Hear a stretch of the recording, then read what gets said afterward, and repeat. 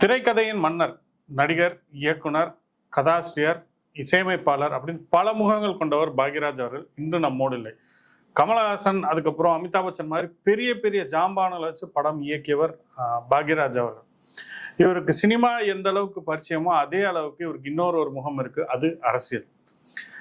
முன்னாள் முதல்வர் மறைந்த எம்ஜிஆர் அவர்களுடைய ரொம்ப நெருக்கமா இருந்தவர் பாக்யராஜ் அவர்கள். எம்ஜிஆர் அவர்களாலே என்னுடைய கலை உலக வாரிசு அப்படின்னு பாக்யராஜ் அவர்களை கூறினார். எம்ஜிஆருக்கு உடம்பு சரியில்லாம அமெரிக்காவில் இருந்த பொழுது எம்ஜிஆர் கூடவே இருந்த ரொம்ப முக்கியமான வெகு சிலர்கள்ல பாக்யராஜும் ஒருவர். எம்ஜிஆருக்காக பல நேரங்கள் தேர்தலில் பிரச்சாரத்துல எல்லாம் ஈடுபட்டிருக்கார் பாக்யராஜ் அவர்கள்.